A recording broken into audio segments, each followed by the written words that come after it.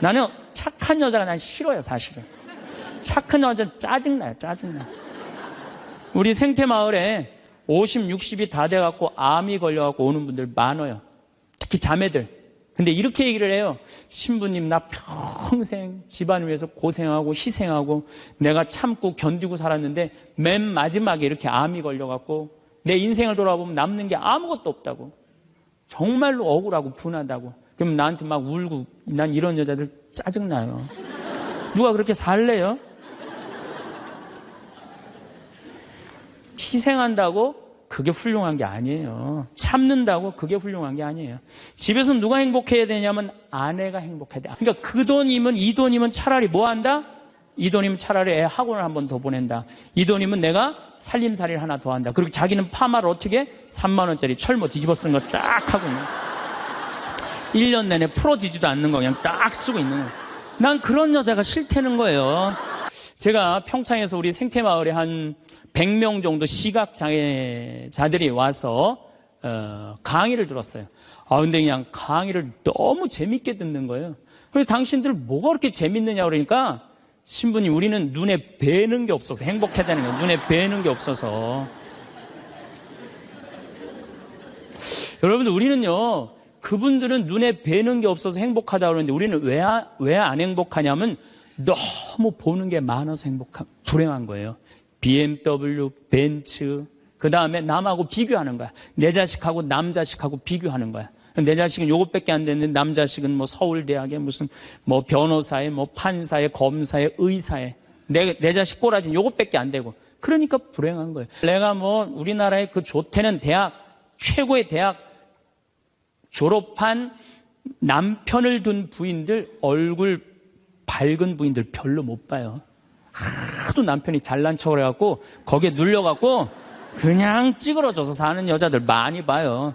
그러니까 학벌 좋다고 내 자식 뭐 그냥 서울대 나왔다고 이 내 딸 결혼시키는 거 결코 지혜로운 게 아니에요. 혹시 여러분들 지금 난 안 기쁘다, 이분들 영적으로 병든 분들이에요. 이게 눈 지금 뜨고 있는 것만 해도 얼마나 은혜 놓은 거예요. 눈 하나 갈아 끼는데 1억이야, 1억.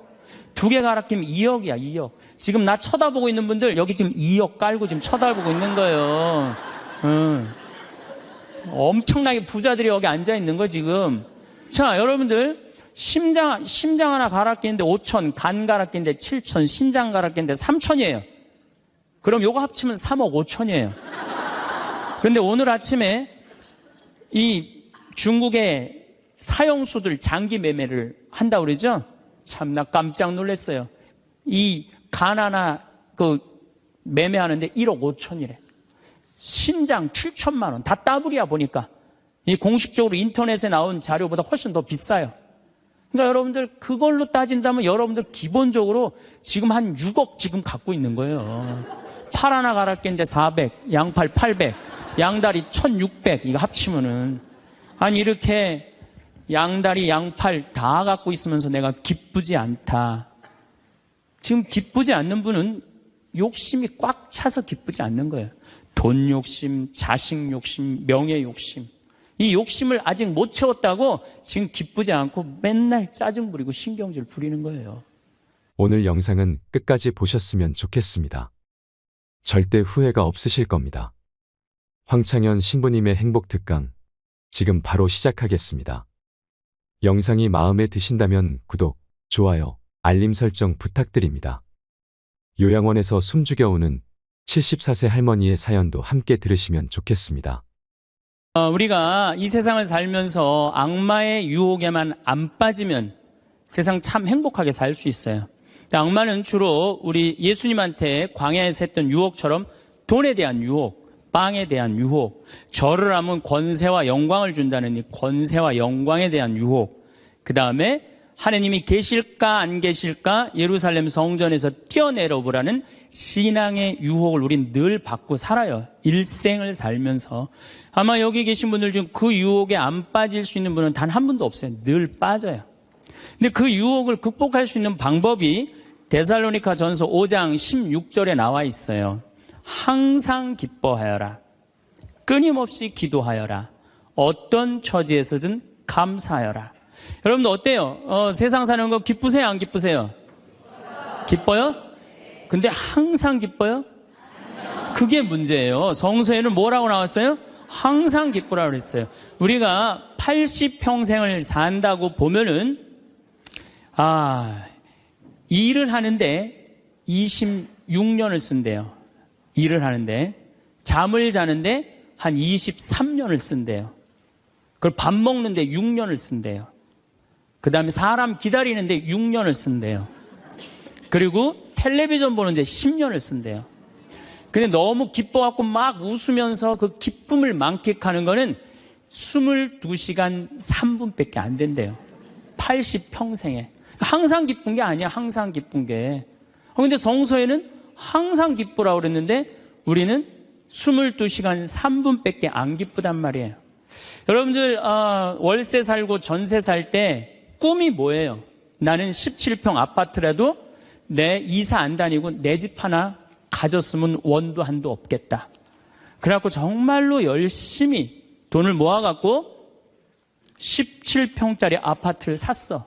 방 2개짜리인데 너무 좋은 거야. 이제 이사 안 다녀도 되니까. 그래갖고 쓸고 닦고 그냥 그 방 2개 그냥 빛이 번쩍번쩍 나요.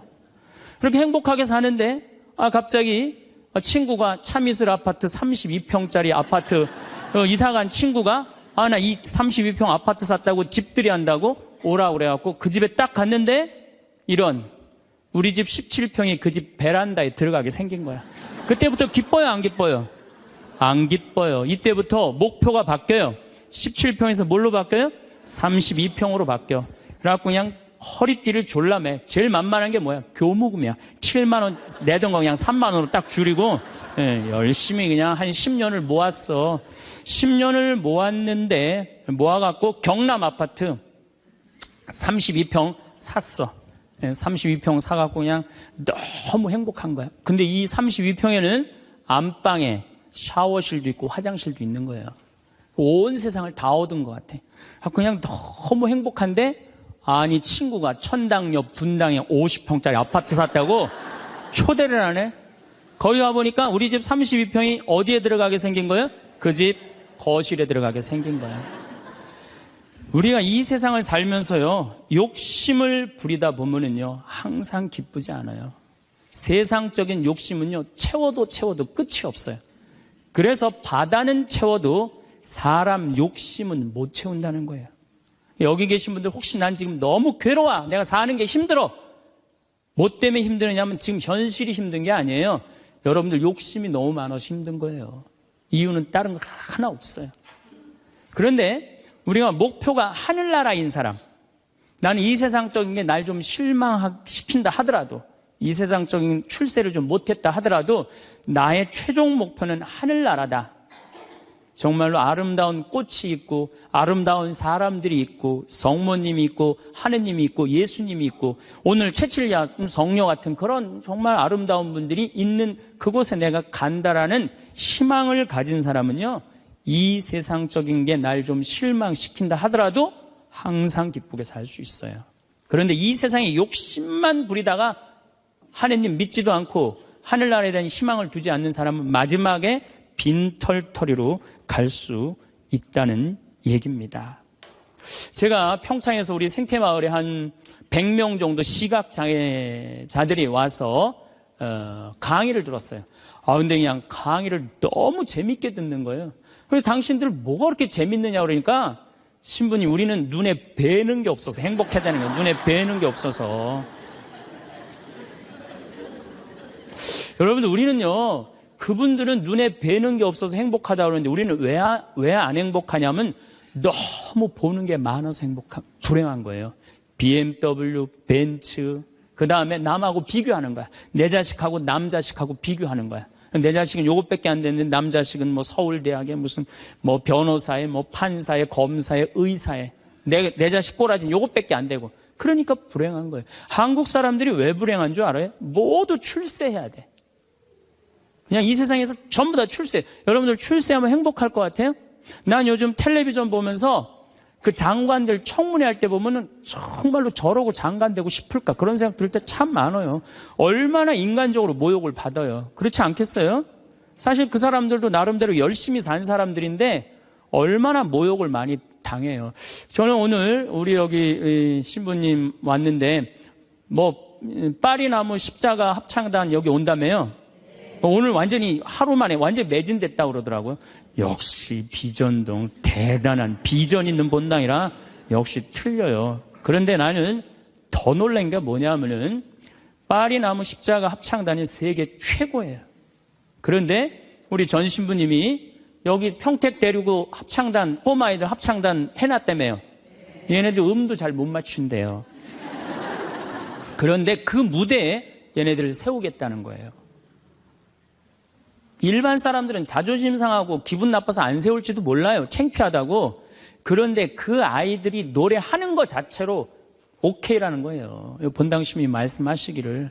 그런 정신이 중요해요. 내가 좋아하는 일 하면 되지. 꼭 출세해야 돼? 그렇지 않겠어요? 여러분들 여기 안 행복하세요? 여기 장관들 있어요? 국회의원들 있어요? 없잖아요. 그럼 우리 다 불행해야 돼요? 아니죠. 내가 오늘 얼마나 즐겁게 일을 하느냐, 그거 하나라도 우리는 얼마든지 행복할 수 있어요. 학벌, 서울대학 카이스트, 이번에 3월 달에 카이스트 아이들 4명 자살한 거 여러분들 아시죠? 얼마나 똑똑한 아이들이에요. 여러분들 공부 잘하면 좋을 것 같아요? 공부 잘하는 애들끼리 또 스트레스가 많아요. 서울대학도 다 1등 하는 거 아니에요. 거기 한 과에 40명이면 거기서 또 꼴등이 또 있어요. 거기서 또 꼴등이 있어요. 걔네들은 또 자괴감을 느낀다는 얘기예요. 그래서 학벌, 내가 우리나라의 그 좋대는 대학, 최고의 대학 졸업한 남편을 둔 부인들, 얼굴 밝은 부인들 별로 못 봐요. 하도 남편이 잘난 척을 해갖고 거기에 눌려갖고 그냥 찌그러져서 사는 여자들 많이 봐요. 그러니까 학벌 좋다고 내 자식 그냥 서울대 나왔다고 내 딸 결혼시키는 거 결코 지혜로운 게 아니에요. 그래서 우린 너무 출세, 학벌, 돈, 이 돈도 제가 보기에는 돈이 우리가 행복을 결정해 주는 것 같지는 않아요. 저는 요즘 이 입시철만 되면은 교수들이 돈 받고 그냥 부정 입학시키고 감옥에 들어가고 그 박사까지 돼서 교수까지 돼서 그 돈 몇 푼 받아먹고 감옥에 가요. 그 요즘 부산 저축은행 줄줄이 다 들어가는 거 보세요. 돈이 많으면요 더 많은 유혹에 빠지는 거예요. 제일 행복한 사람이 어떤 사람인지 아세요? 1 더하기 1은 일하고 내가 벌은 만큼만 쓰는 사람이 제일 행복해요. 근데 또 어떤 사람이 불행한 줄 아세요?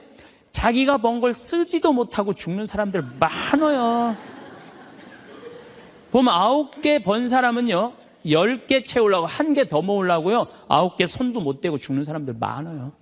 99개 가진 사람은 100개 채우려고 99개 쓰지도 못하고 죽는 사람들 많아요. 돈은요 제가 지난번에도 강의를 했듯이 내가 쓴 것만 내 돈이에요. 내가 쓴 것만. 살아오면서 여러분 이제까지 살아오면서 여행 다니고 맛있는 거 먹으러 다니고 성당 봉헌하고 여기 이 땅 사는데 위대한 일 하신 분들 땅값 내고 이것만 내 돈이에요. 내가 여기 비전동에서 제일 열받을 때가 언제였느냐면은 IMF 때 여기 내가 있을 때 터졌거든요. 근데 우리 교우들 20억 30억 날라간 교우들 많아요. 여기 안에. 근데 술이 취해갖고 나한테 와갖고 뭐라는 줄 알아요? 신부님 이렇게 망할 줄 알았으면은 하루아침에 날릴 줄 알았으면 성당에 봉헌이라도 많이 할 걸. 내가 이 성당에서 내가 그 경험을 했다니까. 제일 열받는 거야. 다 잃어버리고 후회하지 말고 언제 해요? 있을 때 하세요. 있을 때. 그러니까 여기 지금 땅 산 거 열심히 봉헌하세요. 돈이 나를 행복하게 하는 건 아니에요. 또 우리나라 사람들은 외모를 너무 따져. 외모를. 이 4가지가 우리나라 사람들이 기쁘지 않는 이유 중에 하나래요. 그래갖고 그냥 텔레비전 보면 그냥 저는 요즘 나이를 먹어서 그런 게 아니라 연예인을 구분을 못 하겠어요. 다 그놈이 그놈 같고 그 여자가 그 여자 같아요. 다 똑같이 생겼어. 어떻게. 그런데 얼굴 잘생긴 남자들 여러분들 같이 살아보는 여기 자매님들 어때요? 속 끓어요 안 끓어요? 끓어요. 얼굴 남자 얼굴은요 그저 둥글둥글하니 투실투실하니 그냥 후덕한 그런 얼굴이 제일 좋은 거예요. 잘생겨봤자요 바람이나 피고 골치 아파요. 또 여자 얼굴 이쁘면은 그거 피곤해요. 이 남자 저 남자 찝쩍찝쩍 거려서. 얼굴은 그저 나같이 씹다 뱉은 수제비 같이 생긴 게 제일 좋은 거야. 제일 좋은 거예요. 우리가 이 출세, 학벌, 돈, 외모만 매달리지 않고 나 생긴 대로만 사는 사람은요, 너무 즐겁게 살아요. 우리나라 직업 행복 지수 1등이 사진작가예요. 사진작가. 사진 찍는 사람들이 제일 행복하대요. 자연 다니면서 마음껏 세상을 다 담을 수 있잖아요. 얼마나 좋아요. 그러니까 여러분들 내가 원하는 일을 지금부터 찾아서 하라는 거예요. 여러분들 쉽게 안 죽어요. 여러분들 앞으로 지금 50대신 분들 손 들어보세요. 50대신 분들 손 들어보세요. 나 50 넘었다. 여러분들 앞으로 60년 남아있어요. 60년 동안 밥 먹고 자고 밥 먹고 자고 이 일만 할 수 없어요. 내가 원하는 일을 하다 죽어야 돼. 원하는 일을 하다 죽어야 돼. 지금부터 그 일을 찾아 나서야지 여러분들 행복해요. 그 시각장애우들이 아시면 우리 눈에 뵈는 게 없어서 행복하다 그러더니 그분들이 우리 생태마을 앞마당에 보면 강이 내려다 보여요. 강이 내려다 보이는데 내 형제가 이 시각장애자인데 눈에 열이 너무 많았고 눈을 차라리 빼버리는 장애우들이 많아요. 그래서 아예 빼는 교우들도 있어요. 근데 눈을 정말로 다 뺀 형제 넷이서 그 강을 이렇게 내려다 보면서 내려다 보는 건지 안 내려다 보는 건지 잘 몰라도 얘기를 하는 걸 내가 들었어. 야, 베드로야, 내가 우리나라 참 많이 다녀봤는데 이렇게 경치 좋은 데는 처음이라는 거예요. 그래서 내가 물어봤어요. 아니, 뭐가 그렇게 경치가 좋은지 당신이 어떻게 아느냐고. 신부님, 강물 소리 들리지 않느냐 이거야. 그 다음에 새소리 들리지 않느냐 이거야. 그 다음에 느티나무가 있는데 바람에 느티나무 흔들리는 소리 들리지 않느냐. 그 다음에 5월 달에 꽃이 만발했는데 이 꽃 향기 미친다는 거, 맑은 공기에. 아니, 눈이 없는 우리, 보이지도 않는 우리 시각 장애우들도 이렇게 경치 좋은데 처음이라는데 우리는 그냥 두 눈을 다 뜨고 이 아름다운 별도 보고 하늘도 보고 단풍도 보고 이 평택 들판도 보는데 내가 안 기쁘다. 이 사람들 어때요? 영적으로 단단히 병든 것 같지 않아요? 혹시 여러분들 지금 난 안 기쁘다. 이분들 영적으로 병든 분들이에요. 이게 눈 지금 뜨고 있는 것만 해도 얼마나 은혜 놓은 거예요. 눈 하나 갈아 끼는데 1억이야, 1억. 두 개 갈아 끼면 2억이야, 2억. 지금 나 쳐다보고 있는 분들 여기 지금 2억 깔고 지금 쳐다보고 있는 거예요. 엄청나게 부자들이 여기 앉아 있는 거 지금. 자, 여러분들 심장 하나 갈아 끼는데 5천, 간 갈아 끼는데 7천, 신장 갈아 끼는데 3천이에요. 그럼 요거 합치면 3억 5천이에요. 그런데 오늘 아침에 이 중국의 사형수들 장기 매매를 한다고 그러죠? 참, 나 깜짝 놀랐어요. 이 간 하나 매매하는데 1억 5천이래. 신장 7천만 원. 다 따블이야 보니까.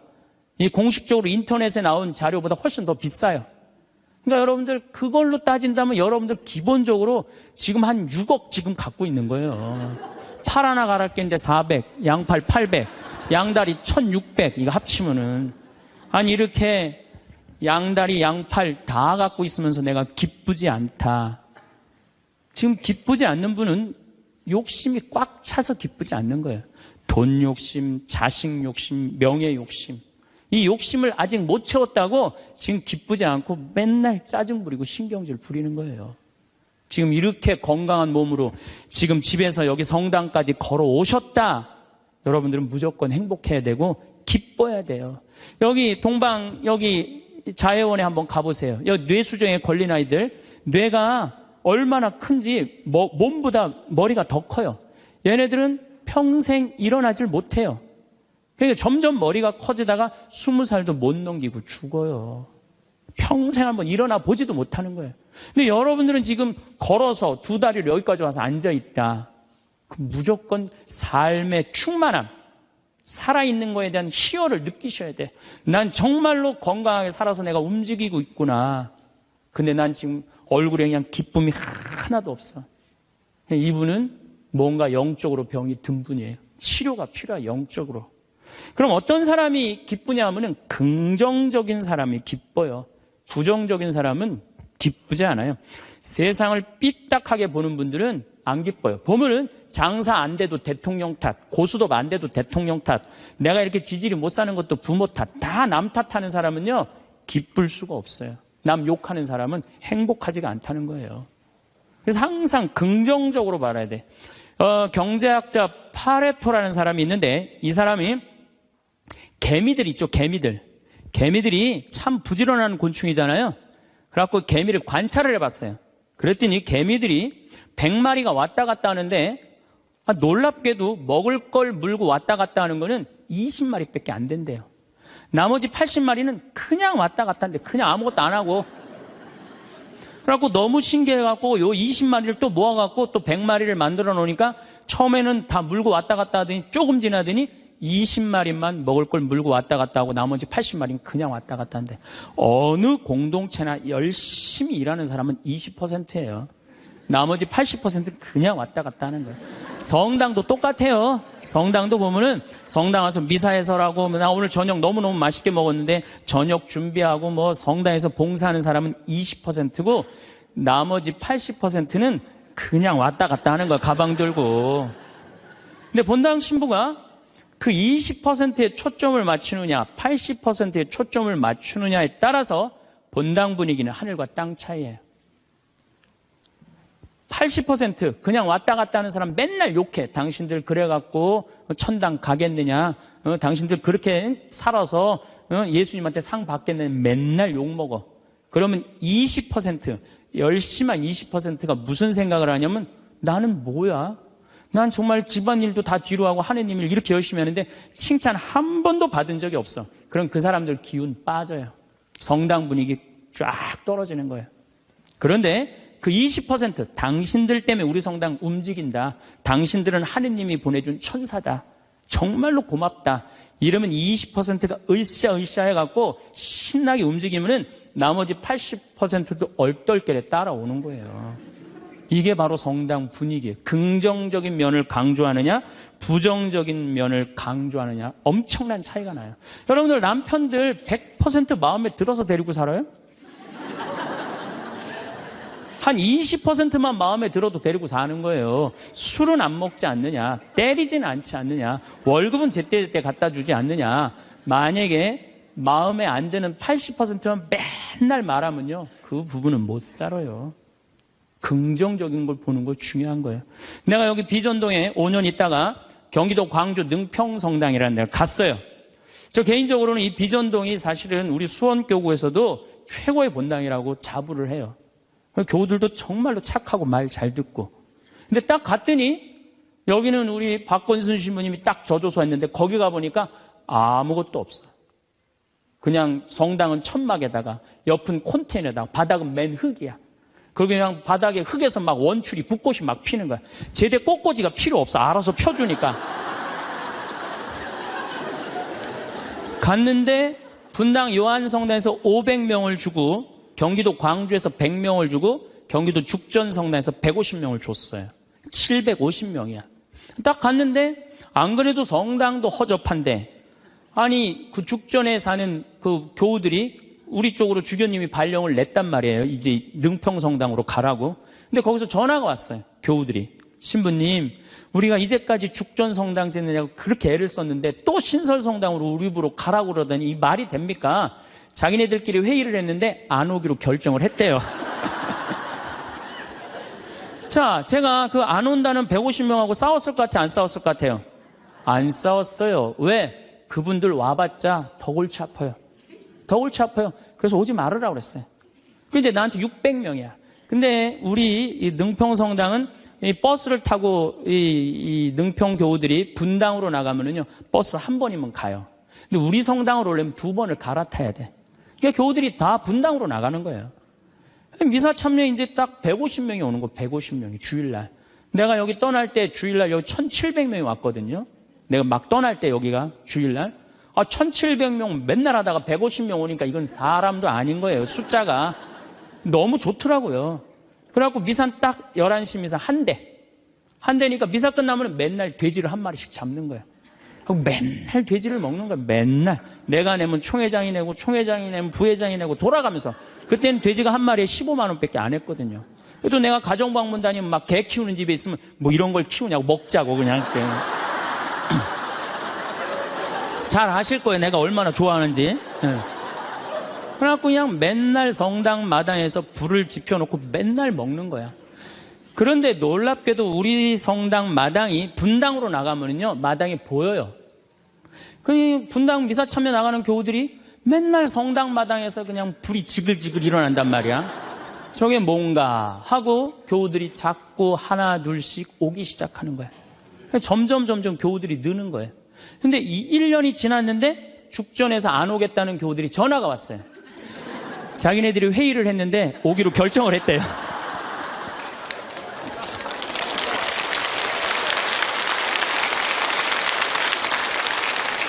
그래서 제가 오지 말라고 그랬겠어요? 오라고 그랬겠어요? 대환영이라고. 그래서 오라고 떠났던 교우들이 다 오는데 교우들이 1000명이 됐어요. 1년에. 근데 또 이제 아파트가 조금씩 들어가고 2년 만에 2000명이 됐어요.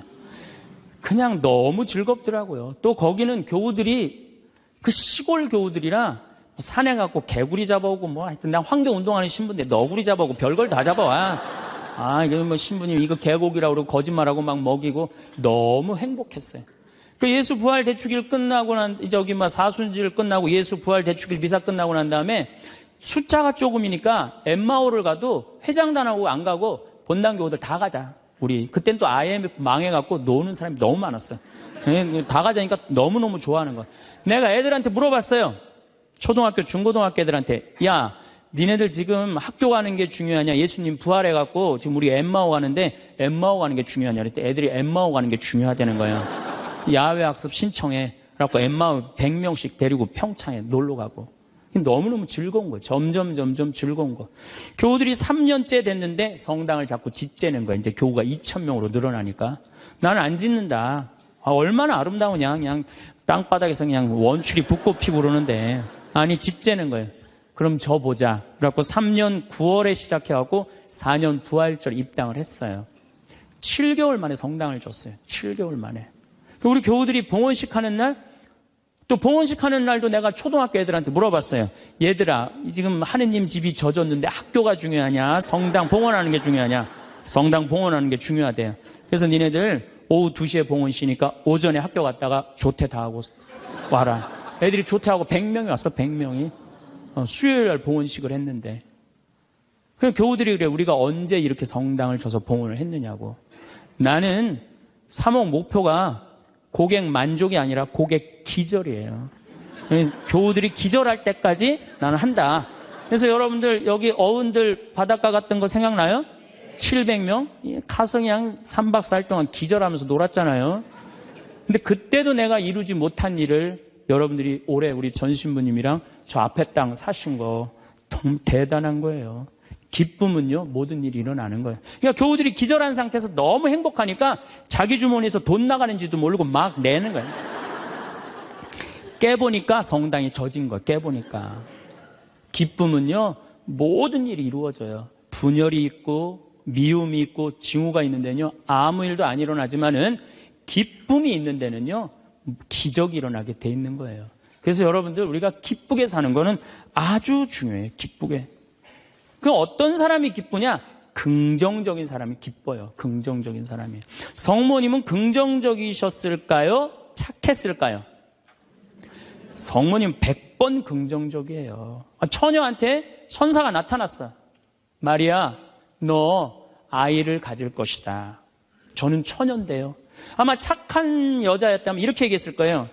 아니, 난 너무 지금 요셉이랑 약혼한 상태라 나는 요셉한테 미안해서 애 갖고 난 절대 결혼 못한다. 난 순수하고 깨끗하게 요셉한테 시집 가고 싶다. 그리고 우리 어머니 아버지 쓰러진다. 아니, 그리고 왜 처녀한테 와서 그러느냐. 애 한 둘 셋 논데 가서 얘기해봐라. 분명히 그랬을 거예요. 근데 성모님은 굉장히 긍정적이셨어요. 당신을 통해서 인류의 구세주가 탄생한다 그러니까 이 몸은 주님의 종입니다. 그대로 저에게 이루어지기를 바랍니다. 한번 해보자는 거예요. 얼마나 적극적이고 긍정적이에요. 이렇게 적극적이고 긍정적이셨기 때문에 인류 구세주의 어머니가 된 거예요. 그래서 나는 긍정적인 여자가 좋지 난 착한 여자는 좋아하지 않아요. 나는 착한 여자가 난 싫어요, 사실은. 착한 여자 짜증나요, 짜증나. 우리 생태마을에 50, 60이 다 돼갖고 암이 걸려갖고 오는 분들 많아요. 특히 자매들. 근데 이렇게 얘기를 해요. 신부님, 나 평생 집안을 위해서 고생하고 희생하고 내가 참고 견디고 살았는데 맨 마지막에 이렇게 암이 걸려갖고 내 인생을 돌아보면 남는 게 아무것도 없다고. 정말로 억울하고 분하다고. 그럼 나한테 막 울고, 난 이런 여자들 짜증나요. 누가 그렇게 살래요? 집에서는 엄마가 행복해야 돼. 집에서는 엄마가 행복해야 돼요. 무슨 얘기냐면은, 나 지금 남편이 맨날 바람 펴. 남편이 맨날 빚졌어. 시어머니 모시는 거 너무너무 지겨워. 그래갖고 맨날 머리 하얀 거 탁 띄고 그냥 맨날 누워있어. 그래갖고 애가 그냥 학교 끝나고 엄마 나 학교 다녀왔어. 그냥 저 집 식구만 보면 신경질이 나는데 애까지 학교 다녀왔고 그래서 나보고 어쩌라고. 이러는 엄마는요, 애들이요 집을 겉돌기 시작해요. 겉돌기 시작해. 엄마가 행복하지 않는 집 애들은요 집 밖을 나가 떠돌아다니게 돼 있는 거예요. 맨날 지겨워 죽겠다. 입만 열면은 죽었으면 좋겠다. 이렇게 말하는 엄마 있는 집의 자녀들은요 집에 안 들어가요. 집에 들어가면 맨날 엄마가 입에서 나오는 소리가 죽었으면 좋겠다, 지겨워 죽겠다, 내 팔자야 이러면은요 애들은 겉돌기 시작하는 거예요. 그러면 겉돌아갖고 나가갖고 떠돌아다녀서 3년을 떠돌아다니면요 진짜 골치 아픈 애가 돼서 돌아와요. 근데 엄마가 너무너무 기뻐. 엄마는 학교 다녀왔어. 우리 아들, 딸 수고했어. 공부하느냐고 얼마나 힘들었어. 엄마가 맛있는 간식 사놨거든, 만들어놨거든. 딱 안아주면은요 애는 간식 먹으면서 집에서 행복하게 살 수 있어요. 집에서는 누가 행복해야 돼? 엄마가 행복해야 돼. 그러니까 여기 계신 분들, 내가 행복한 게 결국은 누가 행복한 거야? 자식이 행복한 거예요. 그러니까 누구한테 잘해줘야 돼? 엄마한테, 본인한테 잘해줘야 돼요. 희생한다고 그게 훌륭한 게 아니에요. 참는다고 그게 훌륭한 게 아니에요. 집에서는 누가 행복해야 되냐면 아내가 행복해야 돼, 아내가. 근데 우리나라 대한민국의 아내들은요 희생하고 인내하고 참아요. 더욱이 성당 다닌 사람들은 자기가 십자가 진다고 생각하고 파마 한번 하면은 보통 제대로 좀 잘 뽑으려면 한 10만 원 정도 들고 여기 뭐 트리트먼트 뭐 영양 뭐 이거 하려고 그러면 한 20만 원 정도 들잖아요. 그러니까 그 돈이면, 이 돈이면 차라리 뭐 한다? 이 돈이면 차라리 애 학원을 한 번 더 보낸다. 이 돈이면 내가 살림살이를 하나 더 한다. 그리고 자기는 파마를 어떻게 해? 3만 원짜리 철모 뒤집어 쓴 거 딱 하고 있는 1년 내내 풀어지지도 않는 거 그냥 딱 쓰고 있는 거예요. 난 그런 여자가 싫다는 거예요. 그런 여자가. 그래갖고 이제 아침에 이제 남편이 출근할 때 보면 막 또 그게 또 부풀러갖고 사자 머리 풀어헤쳐놓은 것처럼 막 이러고 눈 이상하게 또 여보 다녀와. 다녀오게 하고 난 다음에 다녀오라고 그러죠. 허벅지 트어진 치마도 좀 입고 가슴 파인 것도 입고 향수도 딱 뿌리고 머리도 딱 한쪽으로 딱 묶고 예쁘게 하고 여보 다녀와. 그래야지 남편이 야, 나 이쁜 마누라 이거 위해서 내 다녀와야 돼 이런 생각이 들지. 그냥 머리는 뭐 그냥 이래고 그냥 잠도 그냥 개슴치레하고 다녀오라고 그러면. 근데 또 대한민국 남자들은 착해요. 또 다녀오랜다고 저녁에 여보 나 다녀왔어. 근데 아직도 사자머리를 하고 그냥. 여러분들 우리 평창에 읍내에 룸사롱이 있어요. 근데 룸사롱이 있는데 내가 오후 2시에 목욕을 갈 때가 있어요. 근데 우리 평창 목욕탕이 읍내에도 있지만 이 동네에 떨어진 목욕탕이 하나 있어요. 근데 그 목욕탕에서는 봉고를 운영을 해요. 시골 사람들 42개리가 있거든요. 그러니까 시골 사람들이 목욕하려고 그러면 전화하면 봉고 가서 데리고 와요. 근데 거기 아가씨들도 전화하면 우리 그 목욕탕이 봉고를 가지고 데리고 와요. 내가 목욕 2시에 갈 때 그 아가씨들이 같이 봉고를 타고 들어올 때가 있어요. 내릴 때 보면은요 정말로 저런 여자들하고 무슨 술 맛이 나갖고 술을 먹을까 이런 생각이 들어요. 하여튼 밤새 술 먹고 그래서 겨우 이제 정신 차리고 나오니까 이상하잖아요. 나도 이제 목욕탕 들어오고 그 아가씨들도 목욕탕 들어가. 그런데 목욕이 끝나고 그 아가씨들이 꾸미고 나오면요 들어갔던 아가씨들이 아니에요. 얼마나 예쁜지요. 술이 확 땡긴다니까 그 아가씨들 보면은. 여기 계신 여러분들도 본인한테 조금만 투자하면은, 본인을 조금만 가꾸면은 참 예쁠 거예요. 근데 자기 무슨 군인이야? 철모 딱 쓰고 옷도 1년 내내 그냥. 지금도 내가 분명히 여기 방송 촬영한다고 그랬는데 다 까만 옷 입고 왔어. 좀 이쁜 옷 좀 입고 오라고 그랬더니 그 누가 이 보면은 좋겠어요. 결코 그게 잘하는 게 아니에요. 자기한테 투자하는 게 누구를 기쁘게 해주는 거냐면 자식하고 남편을 기쁘게 해주는 거야. 내가 결혼 20년이 됐어. 내가 자식 생일 차려주고 남편 생일 차려주고 시부모 생일 다 차려줬어. 근데 정작 내 생일이라고 뻑적지게 차려놓기가 좀 그렇잖아요. 그렇죠, 여러분들? 우리 자매님도 그러시죠? 생일은 생일인데 아무도 안 알아주니까 미역국을 하나 딱 끓여놨어. 근데 역시나 남편이 웬 미역국을 훌딱 먹고 나가버렸어. 그럼 그때부터 울기 시작하는 거예요. 응? 20년 동안 내 생일 한번 기억을 못 해주고 저렇게 무심할 수가 있느냐고. 혹시 저녁에 내 생일 기억해 줄까? 저녁에 그날따라 술이 떡이 돼갖고 들어왔어.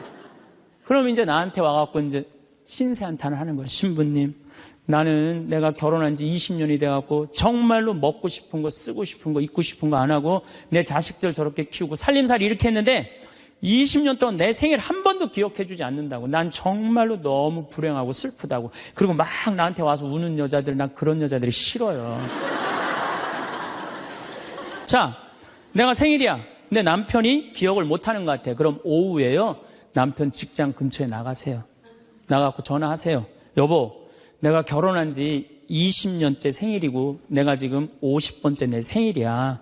내가 오늘 생일이 너무 기뻐, 즐거워. 나 너무 행복해 사는 게. 그래서 오늘 생일을 맞이해서 내가 한턱 쏠 테니까 나와. 내가 내면 되지. 그걸 그냥 기억해 줄래나 안 해줄래나 역시 올해도 안 해주는구나. 그리고 울고 그냥 청승을 떨어요. 난 그런 여자가 싫다니까요. 내가 내면 될 거 아니에요. 그렇죠? 내가 멋있게 내면 될 거 아니에요. 무슨 돈으로 애 휴학시키고 학교 무슨 학교야. 엄마 생일도 모르는 놈 대학 보내서 뭐해요. 그렇지 않겠어요? 결혼 25주년이 됐어. 10주년도 까먹더니 20주년도 까먹더니 25주년은 기억해 줄래나. 한 달 전부터 계속 기다리는 거. 혹시 결혼기념일 뭘 해줄까. 근데 역시 그날도 그냥 넘어갔어. 나한테 와갖고 신부님, 난 결혼 25주년 동안 한 번도 기념일을 선물을 받아본 적이 없다고. 그럼 막 눈물 흘리는 그런 여자들이 난 싫어요. 결혼 25주년인데 남편이 기억을 못하는 것 같다. 그럼 어떻게 하시면 돼요? 여보, 내 결혼 25주년인데 이번에 제주도가 7대 경관으로 뽑혔대. 내가 예약해놨거든. 일주일 동안. 다다음 주 휴가 내. 같이 갔다 오자. 내가 내면 되지. 내가 내면 되지 않겠어요? 근데 자기를 위해서 투자하는 걸 나쁘다고 생각해요. 그리고 20년 동안 인상을 쓰고 사는 거예요. 그리고 그 집을 전부 어둡게 만드는 거예요. 집에서 누가 행복해야 돼? 아내가 행복해야 돼. 아내가 행복해야 돼요. 집에서 누가 행복해야 되냐면은 며느리가 행복해야 돼. 며느리가 스트레스를 받고 남편한테 스트레스를 받고 자식한테 스트레스를 받으면요, 시부모는요 더 미치는 거예요. 뭐가 기쁘다고 시어머니를 모시겠어요. 그러니까 여기 있는 우리 형제님들, 내가 남은 인생 이게 참 안 죽는 게 문제예요. 옛날에는요 평균 연령 46세 때는요 조금 못 살아도, 남편이 속색여도, 시부모가 힘들게 해도 다 참고 살았어요. 왜 참고 살았는지 아세요? 몇 년만 참으면 죽을 거니까. 몇 년만 참으면 죽을 거니까 다 참고 살았어요. 요즘은 참고 살아도 50부터 110살까지 60년을 어떻게 참고 살아요. 뭔가 긍정적인 문제를 해결을 하고 행복하게 살아가야죠. 그러니까 집에서는 누가 행복해야 되냐면 며느리가 행복해야 돼. 그러니까 여기 있는 형제님들은 누구 행복만 책임지면 행복하냐면 마누라, 아내, 집사람만 행복하게 해주면요, 여러분들 일생은, 남은 생은 전부 편안해요. 남은 생은. 그래서 집에서는 이제는 21세기는 누가 행복해야 되냐면 여자가 행복해야 돼. 여자가 행복해야지 모두가 행복한 시대가 오는 시대가 됐다는 얘기예요. 성모님도 뭐라고 그랬어요? 내 영혼이 주님을 찬송하며 나를 구하신 하느님 생각에 내 마음 기뻐 뛰노나이다. 성모님이요 그렇게 불행하게 산 게 아니에요. 굉장히 행복하게 사셨어요. 내 마음 기뻐 뛰논다. 그리고 인류의 구세주를 계속 키우셨는데 얼마나 행복하겠어요. 물론 마지막 날 아들 돌아가신 거 너무너무 마음 아팠지만은 금방 살아났잖아. 3일 만에. 그렇지 않아요? 근데 우린 뭐 통고의 어머니, 뭐 고통의 바다 이러는데 내가 보기에는 성모님은요, 굉장히 행복한 분이에요. 내 마음 기뻐 뛰논다 그랬잖아요. 또 성모님이 엘리사벳을 찾아갔을 때 엘리사벳이 뭐라 그래요? 주님의 어머니가 나를 찾아주시다니 이게 어찌된 일입니까? 내 태중에 있는 이 아기도 기뻐서 뛰놀았다 그래. 세례자 요한도 성모님의 어머니가 오니까 이게 얼마나 생동감 있는 찬양이에요. 성서에는 슬픈 것만 있는 게 아니라는 거예요. 기쁨이 너무 많다는 거예요. 결정적으로 우리가 예수님을 십자가상의 예수님만 생각하는데 그렇지 않다는 거예요. 요한복음 13장에 보면 예수님이 제자들의 발을 씻어줘요. 발을 씻어주고 난 다음에 마지막 유언을 해요. 뭐라고 유언을 하냐면은 나는 포도나무요 너희는 가지로다. 너희들이 정말로 내 옆에 붙어 있으면은 많은 열매를 맺을 것이다. 내 곁에 떠나지 말아라. 나하고 하나가 됐으면 좋겠다. 그리고 제자들을 향해서 뭐라 그래요? 아버지, 이 사람들이 하나 되게 해주십시오. 아버지와 내가 하나이듯이 이 사람들도 하나 되게 해주십시오. 그리고 나는 간다. 내가 가야만이 누가 오신다? 성령께서 오신다. 너 성령께서 오시면 너희들은 물어볼 게 아무것도 없다. 그리고 맨 마지막에 이런 말씀을 하세요. 내가 이 말을 너에게 하는 이유는 내 기쁨이 너희 안에 흘러 넘치게 하려는 것이다. 자, 예수님이 제자들의 발을 씻어줬어요. 최후에 만찬을 했어요. 그리고 마지막 유언을 했어요. 유언 맨 끝에 뭐라고 그랬냐면 내가 이 말을 하는 이유는 내 기쁨이 너희 안에 흘러 넘치려는 것이다. 지금은 고통의 시간이 다가오지만은 나중에 마지막 날에 하늘나라의 문이 열리면 너희들은 물어볼 것도 아무것도 없고 그 하늘나라를 얻었다는 기쁨에 너희들 가슴이 터질 것이다.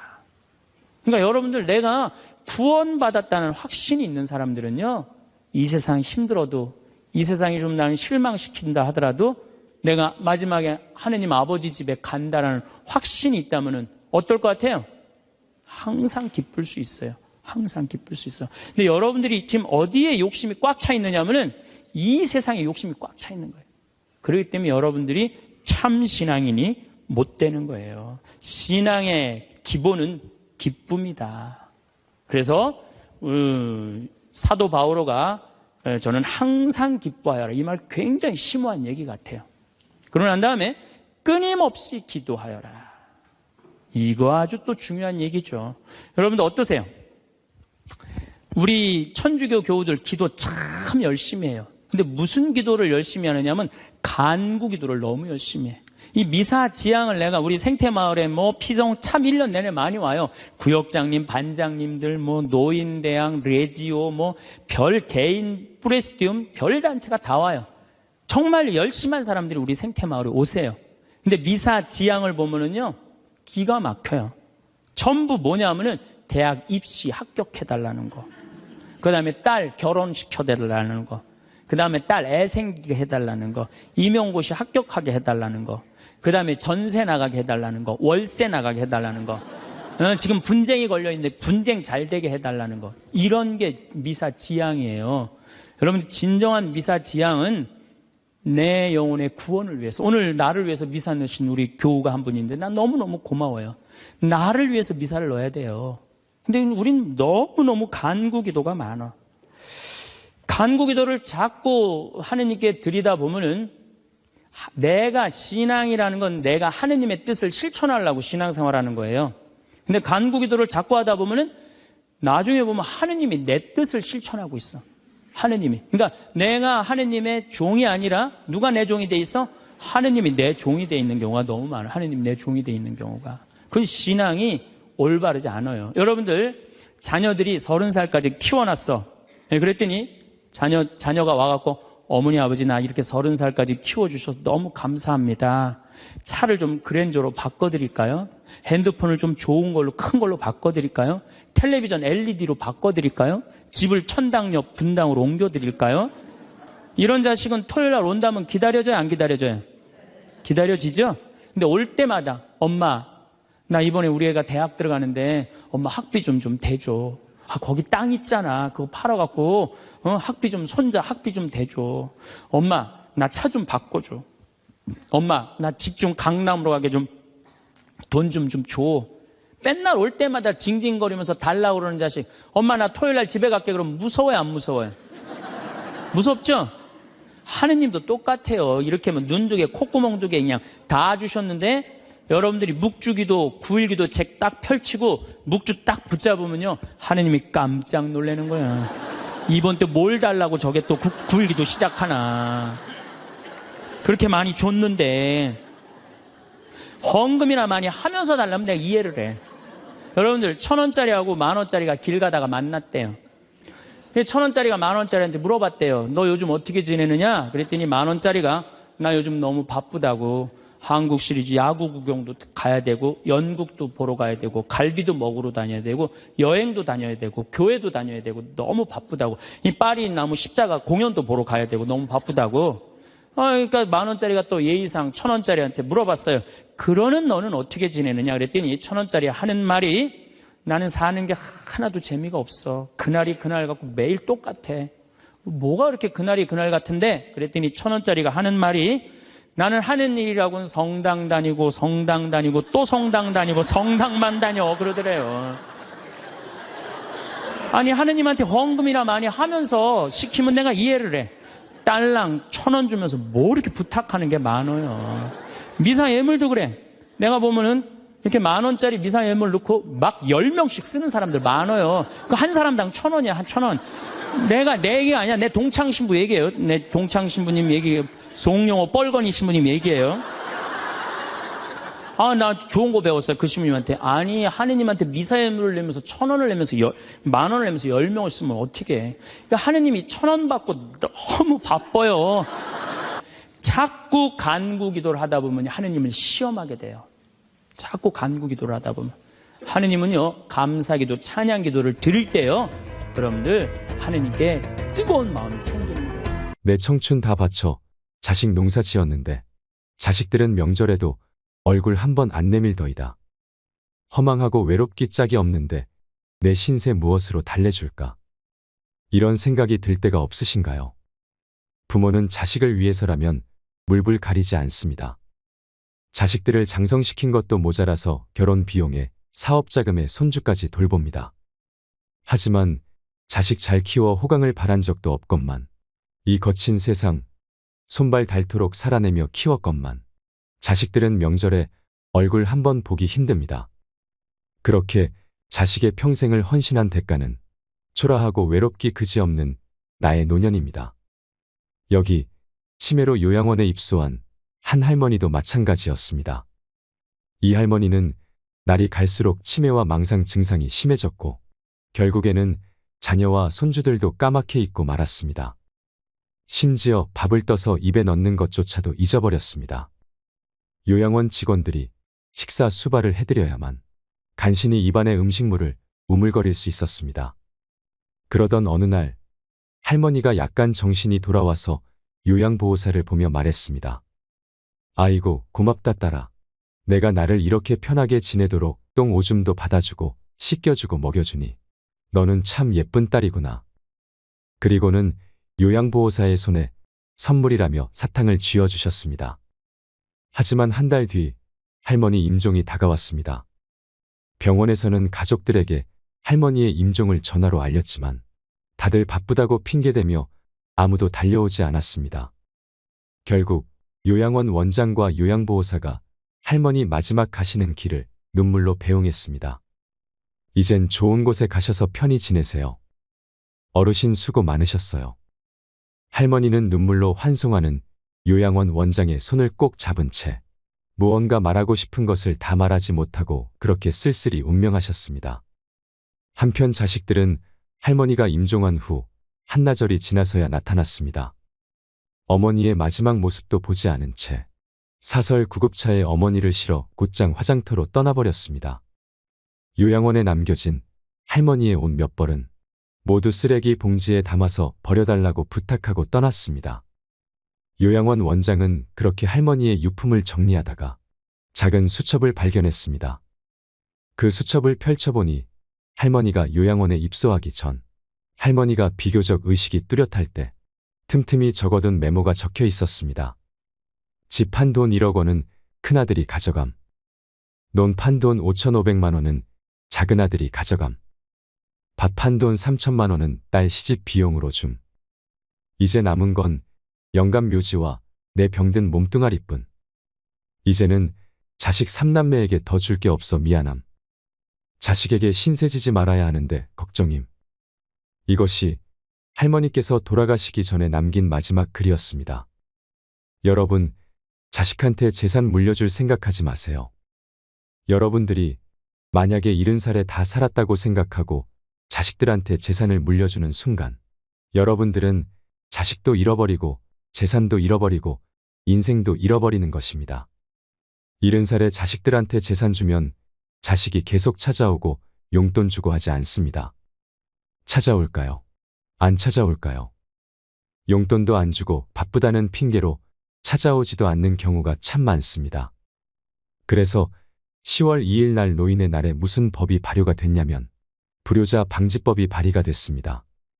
불효자 방지법을 들어보셨나요? 불효자 방지법이 뭐냐면 내가 재산 주고 다 줬는데 집도 줬는데 자식이 용돈도 안 주고 찾아오지도 않으면 내가 준 재산, 내가 준 집을 다시 찾아올 수 있는 법입니다. 너 나한테 용돈도 안 주고 나 책임도 안 지니까 원래 내 재산이니까 내가 다시 갖고 올게 하는 겁니다. 그런데 70살이 넘어서 법원에 다시 준 재산 찾아오겠다고 법원에 소송을 걸 수 있는 할머니들이 몇 명이나 될까요? 그냥 참고 사는 겁니다. 속은 새까맣게 타들어가는데 참고 사는 것입니다. 그래서 가만히 보니까 만만한 게 신부님입니다. 왜냐하면 황창현 신부님한테 찾아가면 저 신부님은 나를 받아줄 것 같은 생각이 드는 것입니다. 그래서 실제로 황창현 신부님한테 70살 넘은 분들이 전화해서 사정을 다 얘기한다고 합니다. 제가 자식들한테 재산 주고 탈탈 털어 모든 것을 다 줬는데 자식들이 박사해 사업하고 잘 사는데 나 찾아오지도 않는다고 말입니다. 그러면서 나 너무 멀쩡하다고, 난 아직도 건강하다고, 설거지도 할 수 있고 빨래도 할 수 있고 다 할 수 있다는 겁니다. 그렇게 신부님하고 같이 살고 싶다는 그런 분들이 많습니다. 지금부터 신부님이 하셨던 말씀을 들려드리겠습니다. 요즘 나하고 살자는 여자가 너무 많습니다. 1년에 500명도 더 되는 것 같습니다. 그래서 제가 그 편지들을 지금은 다 모아놓습니다. 왜 모아놓느냐 하면 그 내용이 기가 막힙니다. 내용이 신부님 제가 자식을 어떻게 키워서 어떻게 성공시키고 어떻게 재산을 물려줬는데 나한테 이럴 수가 있느냐고 그렇게 구구절절 편지 쓰는 분이 많습니다. 그런데 그 자식 재산은 찾아올 생각하지 않고 신부님이 자식보다 낫다는 생각이 드는 겁니다. 나하고 살자고 그렇게 얘기를 하십니다. 하루는 제가 전화를 받았는데 85살 된 할머니였습니다. 85살 됐는데 70살의 아들이 그러더래요. 어머니, 나 이제 어머니 어차피 모셔야 되고 어머니도 이제 나하고 같이 살아야 되지 않느냐. 그러니까 나한테 5천만 원 있고 어머니 3억 있는데 그 돈 나한테 주면 내가 아파트 분양받아서 어머니 모시고 살겠다고. 자기는 5천만 원 투자하고 엄마는 3억 투자하고 자기가 모시고 살겠다고 자기가 들어가서 사는 건데 말은 자기가 모시고 산다고 말하더랍니다. 근데 이 할머니가 이런 생각이 들었답니다. 내가 살면 얼마나 사나. 아들이 아파트 얻겠다는데. 그래서 그 3억을 주고 들어가서 살기 시작했대요. 여러분들, 나이를 먹어서 자식이 내 집에 들어와서 사는 거랑 내가 자식 집에 들어가서 사는 건 하늘과 땅 차이입니다. 만약에 자식이 들어와서 사는데 마음에 안 들잖아요. 나가라고 그러면 됩니다. 근데 만약에 내가 자식하고 같이 살겠다고 합쳤는데 자식이 너무 마음에 안 들어. 며느리가 너무 마음에 안 들어. 그리고 대개 80된 분들은 며느리가 몇 살쯤 되냐면 60살쯤 됩니다. 60살쯤 되는 며느리는 눈에 뵈는 게 없는 사람들입니다. 그럼 누가 나가야 될까요? 80살짜리가 짐 싸들고 나가야 됩니다. 80살짜리가 나가야 돼요. 이게 현실입니다. 제가 며칠 전에도 들은 얘기입니다. 6억을 들고 할머니가 아들 집으로 들어갔대요. 6억을 들고 들어가든 60억을 들고 들어가든 그건 아무 상관이 없습니다. 자식 집에 들어가서 사느냐 안 사느냐 그게 중요한 거예요. 그런데 6억을 들고 들어갔는데 냉장고에 있는 사과도 마음대로 못 먹겠더라는 겁니다. 왜냐하면 이거 혹시 며느리가 손자 주려고 갖다 놓은 거 아닌가 싶더라는 거죠. 그래서 전화를 했대요. 얘야, 나 이거 먹어도 되느냐고. 왜 그러고 사느냐 이거예요. 그냥 혼자 편안하게 6억짜리면 3억짜리 아파트 가고 3억은 은행에다 넣어놓고 한 달에 100만 원만 써도 30년을 먹고 살 수 있는데 왜 그렇게 사느냐 이거예요.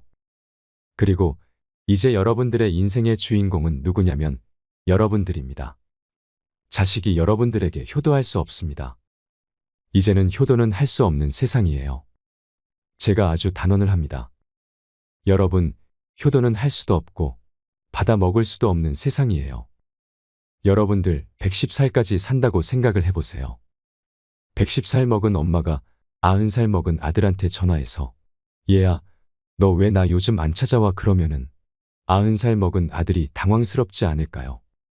엄마가 아직도 안 죽은 건가? 죽었는지 안 죽었는지 헷갈리는데 가끔씩 엄마가 전화해서 너 왜 나 안 찾아오냐 물으면 90살 먹은 아들이 당황스러울까요? 안 당황스러울까요? 당황합니다.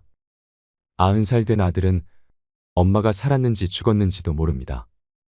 여러분 중에 80세, 90세 된 어머니가 계신다면 하루에 몇 번 생각하시나요? 떨어져 살면 일주일에 한 번도 생각 안 할 때도 많을 겁니다. 일주일에 한 번도 말이죠. 근데 엄마는 오로지 자식만 생각하는 겁니다. 왜냐면 자기 인생을 살 줄 몰라서 그러는 것입니다. 자기 인생을 사는 사람은 자식이 있든 없든 자식이 찾아오든 안 찾아오든 아무 상관없이 자기 인생을 살아갑니다. 근데 자기의 삶이 없는 사람은 오로지 자식만 쳐다보고 110살 때도 90살 먹은 아들한테 너 왜 나 안 찾아와? 나 너밖에 없는데 그러면 아들이 엄마가 지금 죽었다가 살아난 건지 살았다가 죽은 건지 아들이 헷갈립니다. 이제는 효도는 없는 시대입니다. 다시 이야기로 돌아와서 85살 된 분이 이러저러해서 70살 때 들어와서 아들하고 살기 시작했다고 합니다. 그런데 75세가 돼도 안 죽고 80이 돼도 안 죽더랍니다. 나이를 먹으면 먹을수록 돈이 더 필요합니다. 그래서 83살에 아들한테 500만 원만 달라고 했대요. 왜냐면 3억을 줬으니까 500만 원을 달라고 할 자격이 있는 거죠. 근데 그때부터 아들이 2년 동안 말을 안 하더래요. 저는 아들 편입니다. 생각을 해보세요. 여러분들, 이 아들은 엄마하고만 사는 게 아닙니다. 60살 된 며느리하고 사는 거예요. 며느리가 맨날 뭐라고 그럴 것 같나요? 나 시어머니하고 사는 거 지겨워. 당신이 택해, 엄마야 나야. 그래도 모시고 살아야지 어떡해. 어머니 보고 어딜 나가라고 그러냐고. 아들이 맨날 이렇게 달래고 달래는 와중에 그런 상황도 모르고 500만 원 내놓으라니까. 이 아들이 엄마 쳐다보기가 싫은 겁니다. 2년 동안 아들이 말을 안 하더래요. 2년 동안 한 집에 사는데 아들이 2년 동안 나를 사람 취급도 안 하고 말도 안 하면 그 집에서 살고 싶을까요? 살고 싶지 않죠. 그러니까 나이를 먹으면 또 어떤 문제가 있냐면 안 보이죠? 안 들리죠? 기억은 까무락까무락 그러죠. 여기 아프죠? 저기 아프죠? 그러면 그 입에서 나 행복하다, 나 기쁘다 이런 말이 안 나옵니다. 아이고 지겨워, 아이고 사는 거 힘들어 죽겠어. 차라리 죽는 게 나아 맨날 이 말만 합니다. 좋은 소리도 여러 번 들으면 짜증나는데 지겹다, 죽겠다, 섭섭하다는 소리 10년 이상 들으면요. 정말로 아들이 죽고 싶을 만큼 힘들 겁니다. 그러니 2년 동안 말을 안 하는 걸 거예요. 이 할머니도 그 집에서 사는 게 너무 자존심이 상하는 겁니다. 그러니까 나한테 전화해서 신부님 생태마을에 있는 방 하나를 달래는 겁니다. 와서 살겠다고 말이죠. 나 아직도 건강하다 이거예요. 85살이 그것도 알몸으로 와서 나하고 산다는 겁니다. 아니, 내가 24살이 와서 산다 그래도 살까 말까 고민을 지금 해야 될 판국인데 85세 할머니가 아들한테 3억 다 주고 나한테 와서 알몸으로 살겠다고 하더라고요. 할머니, 우리 생태마을은 피정집입니다. 할머니께 드릴 방이 없습니다. 라고 하니 내가 거기 방 많은 거 아는데 왜 그러시나요? 그 많은 방이 안 비느냐 하더군요. 무작정 내놓으라는 겁니다. 할머니 죄송하다고 우리는 피정집이라 드릴 방이 없어 죄송해요. 그러니까. 아니 방송 보면 우리 노인들 마음을 가장 잘 아는 분이 신부님인데 막상 통화해 보니까 보는 거하고 다르다 하면서 성을 내시더군요. 방송 보는 거하고 다르다고 말이죠. 그래서 이 할머니가 마지막 전화기를 내려놓으면서 뭐라고 그러냐면 전화 막상 해보니까 신부님이나 내 아들이나 다를 바 하나도 없다고 똑같다고 말하시면서 전화를 끊었습니다. 이 할머니는 정말로 어디다 마음 둘 데가 단 한 군데도 없습니다. 만약에 이 할머니가 3억을 그대로 가지고 있었다면 그 서름을 안 받았을 겁니다. 그 서름 안 받고 그냥 자기 인생 사는 겁니다. 아들은 아들 인생 사는 거고 그럼 서로 섭섭할 것도 없고 원수될 것도 없습니다. 그런데 뭐가 원수가 되는 줄 아시나요? 줄 거 다 주고 원수가 됩니다. 그러니까 자식한테 돈을 주는 게 아닙니다. 주지 마세요. 뭐하러 주세요?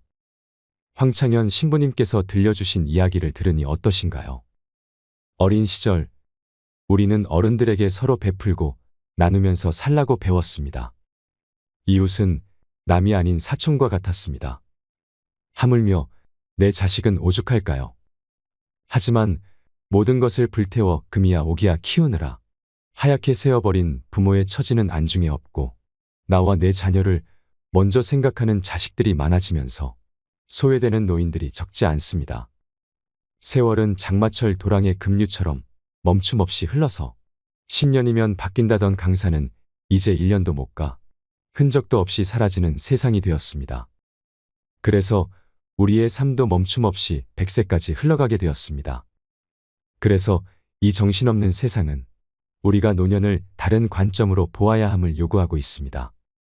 내 자식 하나 잘 된다면 집안 기둥뿌리까지 뽑아주고 싶은 것이 부모의 마음 이치이지만 그렇다고 내가 사는 집까지 자식에게 꼭 물려주어야 되겠습니까?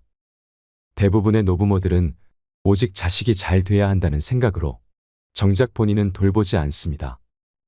혹여나 자식이 손가락질 당할까, 자식이 나를 버려도 이웃에 알리지 않는다 합니다. 하지만 자식을 위해서 내 재산 다 주고 나면 그 뒤에는 무슨 일이 일어날는지요.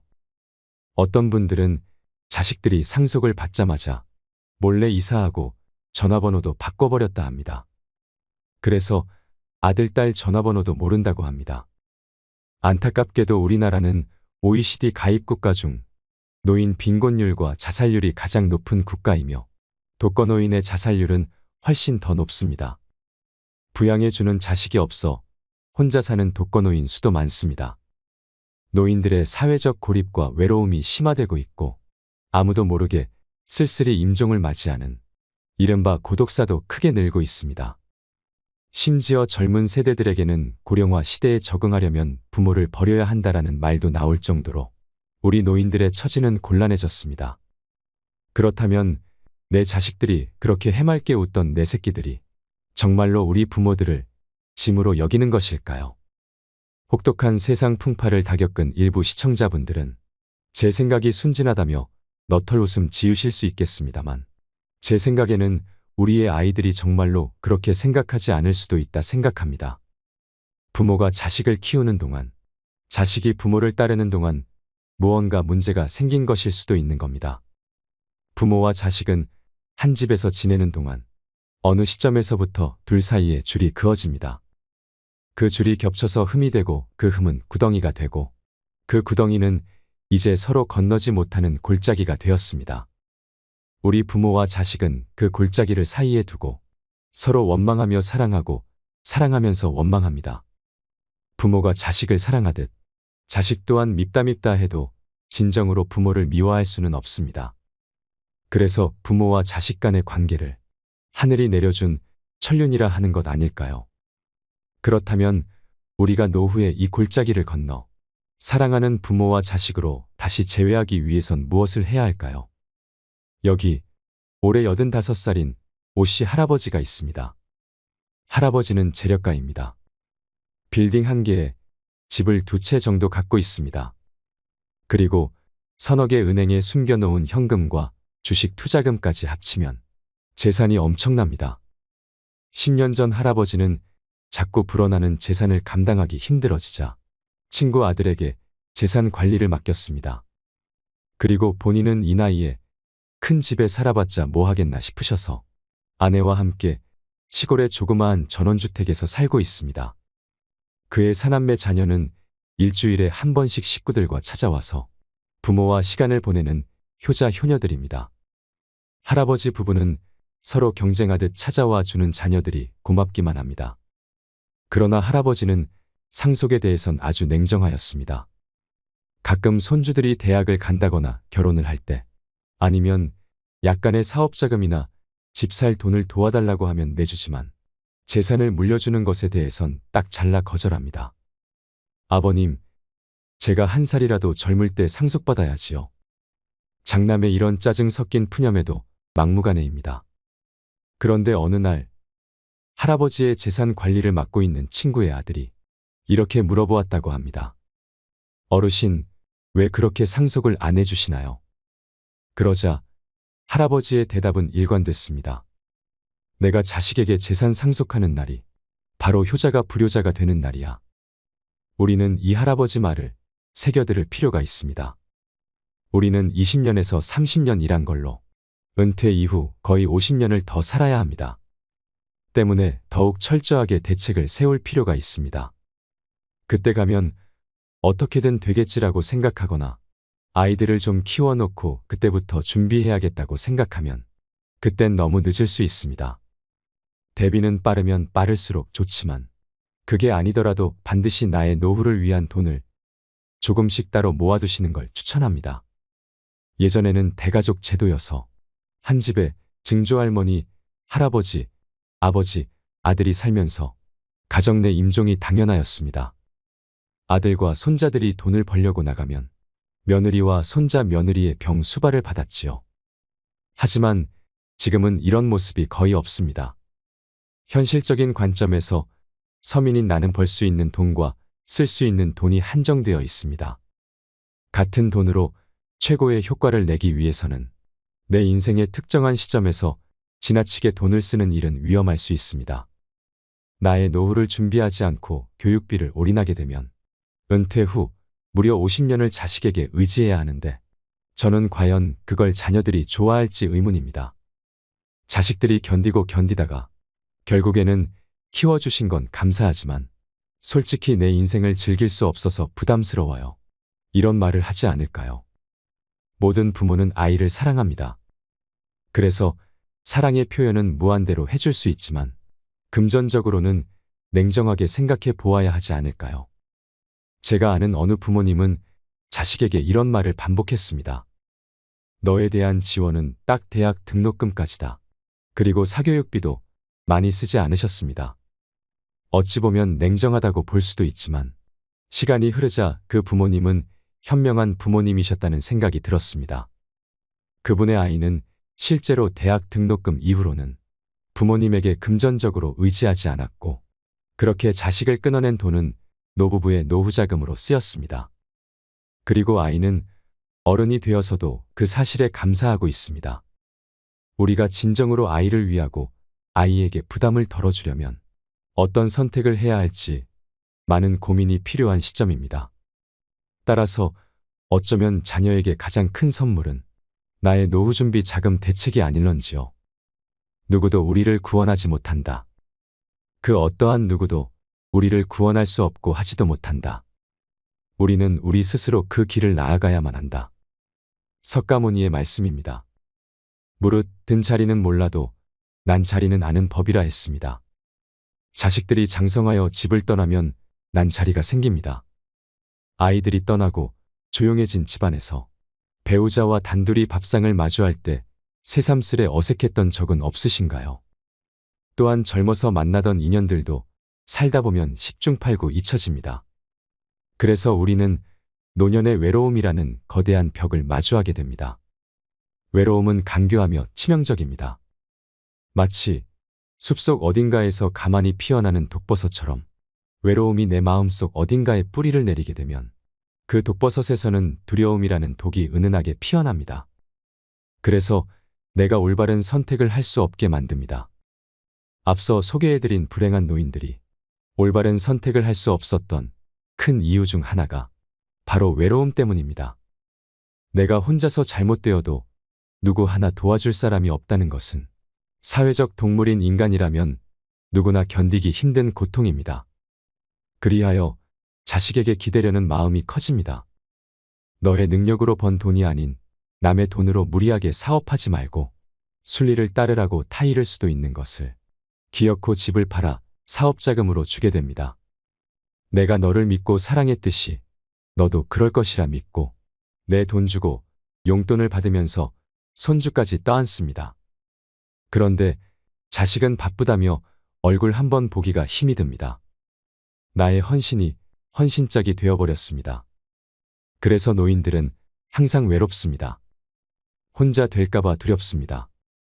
세상에 믿을 사람은 가족밖에 없었는데 믿을 사람이 남보다 못한 사람이 되었습니다. 그래서 누구든 붙잡고 싶어집니다. 그러면 이번엔 남은 괜찮을까요? 가족보다 괜찮은 남은 있을까요? 그리하여 인연이 아닌 사람까지 붙들어 봅니다. 물에 빠져 떠내려가느니 무엇이든 붙드는 게 낫다 싶습니다. 하지만 얼마 못 가 서로 의견 충돌이 생기고 결국 그 관계도 깨지고 맙니다. 남은 결국 남이었습니다. 그리고 우리는 다시 외로운 노인이 됩니다. 외로움이라는 급류에 휩쓸려 정처 없이 떠내려갑니다.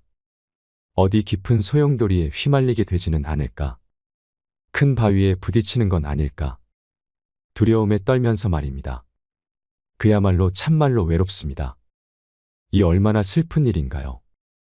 그래서 저는 우리에게 남겨진 소중한 인생을 외로움에 허무하게 휩쓸리지 않기 위해서 자식에게도 주변 사람에게도 말을 더 조심히 하고 아낄 것을 권해봅니다. 그러면 그것이 내 가족이건 이웃이건 생판남이건 확실한 내 사람이 생겨서 외롭지 않을 수 있습니다.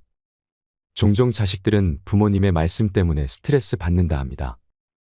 밖에서 사람들에게 다 들리게 자식 험담을 하거나 가족끼리도 듣기 힘든 거친 말과 매번 불평 불만을 섞어 마음에도 없는 앓는 소리를 하시니 견디기가 힘들다고 합니다. 물론 자식들도 부모님의 말이 말뿐임을 알지만 부모님이 몸도 마음도 유약해진 통에 좀 더 관심을 가져달라는 푸념이라는 것은 알지만 그것이 매일 반복되니 힘들다고 합니다. 그래서 이러다가 부모님 주변에 아무도 남아있지 않을까 걱정을 하기도 합니다. 늙으면 죽어야지 하는 말도 그것이 설령 진심이라고 해도 자식이 그 말에 공감하기가 쉽지 않습니다. 한번 자식은 영원한 자식이라 했던가요?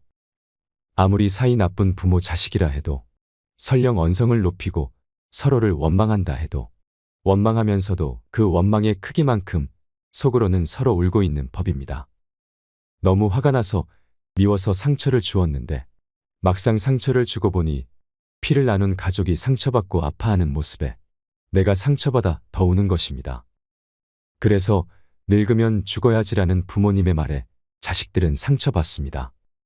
상처받기 때문에 아프기 때문에 듣지 않으려는 것일 수 있습니다. 하지만 상대방이 상처받지 않도록 말을 하는 법은 결코 어렵지 않습니다.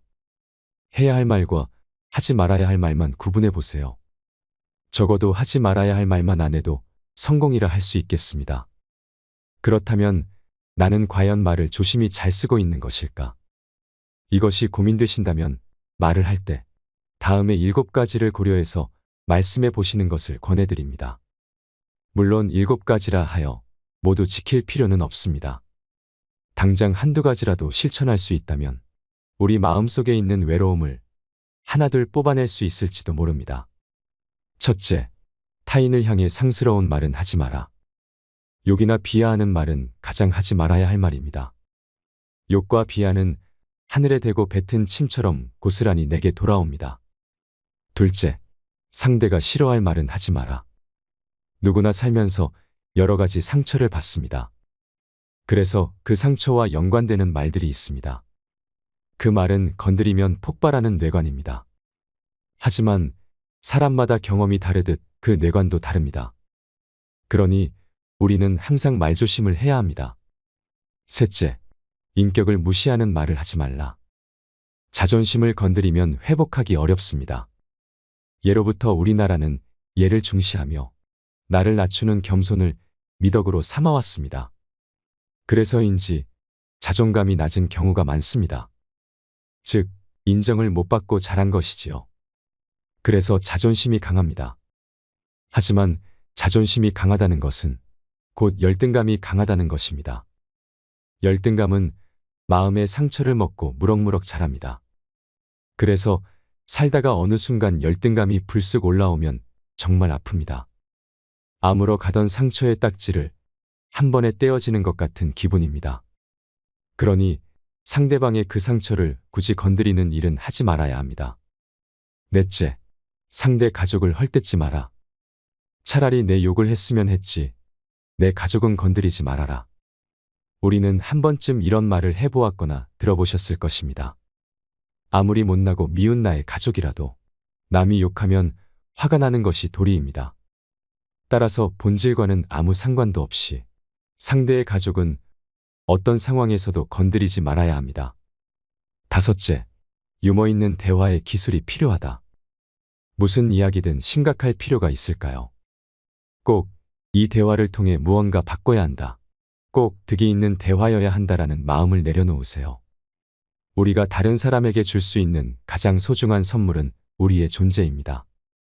우리가 상대방을 존중하고 사랑하며 품을 때 비로소 우리의 관계는 꽃처럼 피어날 것입니다. 대화는 우리가 행복해지는 도구일 뿐입니다. 여섯째, 분명한 말은 오해를 남기지 않는다. 확실한 예스와 확실한 노는 연습해야 잘할 수 있습니다. 마음이란 표현을 해야 알 수 있습니다. 나는 내 마음을 알기 때문에 당연하다 생각할 수 있지만 상대방은 10길 물속은 알아도 한길 내 마음속은 알 수 없습니다.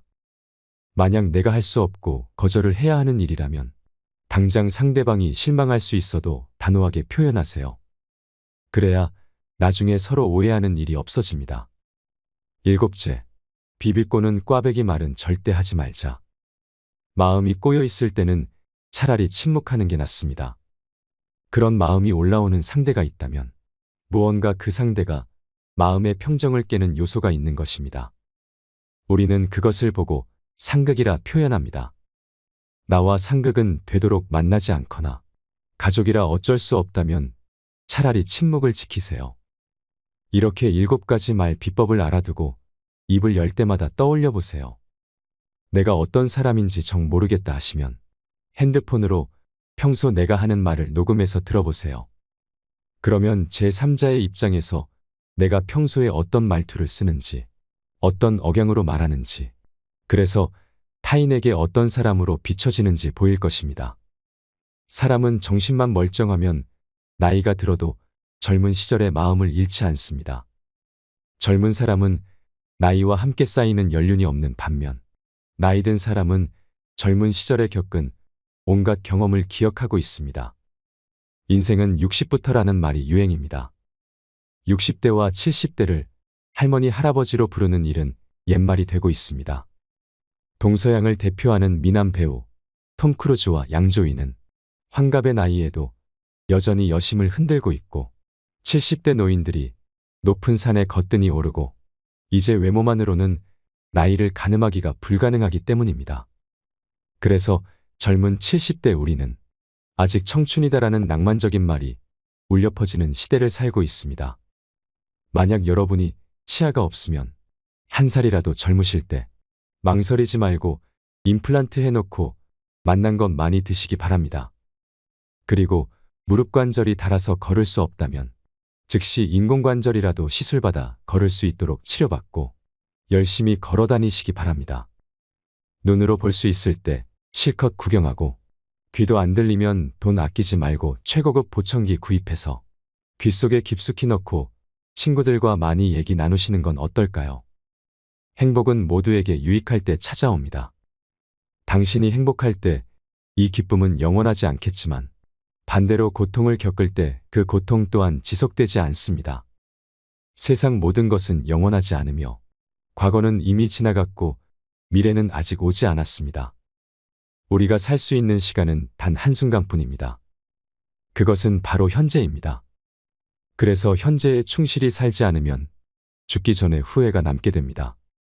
베풀 수 있을 때 남에게 많이 쏘고 또 쏘고 즐길 수 있을 때 마음껏 즐기는 것이 노후를 맞이한 우리들의 마지막 삶을 즐길 수 있는 값진 투자가 아닐까요? 이것이 인생길 후반 우리들의 생생한 모습이 아닐까요?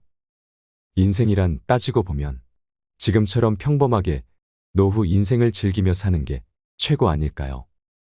오늘 즐거움을 내일로 미루지 말고 누구를 미워도 말고 누군가가 불러만 주면 번개처럼 뛰어나가고 또 내가 부르면 총알같이 튀어나와줄 그런 사람과 함께 만나 허심탄회한 대화 나누고 맛있는 것 양껏 먹고 마시며 행복을 만들어 보세요. 노후에 보장된 내일이란 없습니다. 오늘이란 어제 죽은 사람이 그렇게도 갈망하던 내일입니다. 당신의 지금 이 순간이 인생 최고의 날입니다. 어제 꽃이 화려했던들 무슨 소용일까요? 뒷방에 누워있던 노인도 일어나 움직이면 꽃피는 봄날이 됩니다.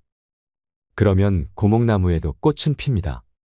저는 여러분들이 별것 아니라 해도 매일 동네 목욕탕에서 사소한 행복을 느끼며 노후 생활을 만끽할 수 있으면 좋겠습니다. 우리는 그동안 이리저리 살아낸 세월이 있어서 그 세월에 길들여진 몸과 마음이 하루아침에 바뀌지 않습니다.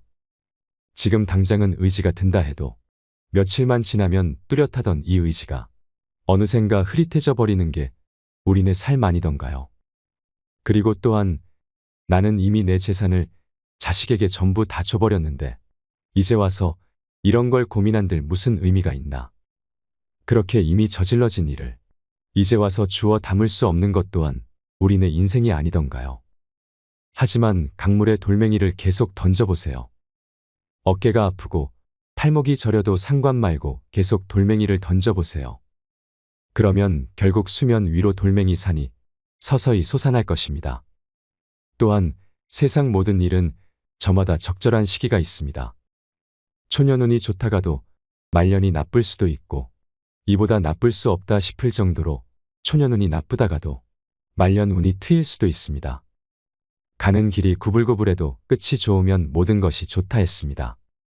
자신을 등불로 삼고 자기를 의지하되 만약 견딜 수 없을 만큼 힘들고 고통스러울 때에는 인생이 나에게 뭔가 가르치려고 하고 있는 것임을 잊지 마세요. 매일 아침 우리는 새로 태어납니다. 어제 일보다 오늘 하는 일이 무엇보다 중요합니다. 언젠가 못 보고 못 듣고 못 먹고 못 입고 못 걷고 내 손으로 아무것도 못할 그런 날이 오기 전에 남은 인생 양껏 즐기다가 어느 날 밤 내 집에서 잠들었는데 그대로 영면하는 것이 오복 중에 가장 큰 복이 아닐까요? 내 발로 걸어다니고 맛있는 음식을 입으로 먹을 수 있는 날이 그리 길지 않다는 점을 명심하시고 하루하루 감사하고 소중하게 열심히 즐기시기 바랍니다. 이상으로 책틀맨이었습니다. 오늘도 끝까지 시청해 주셔서 감사드립니다.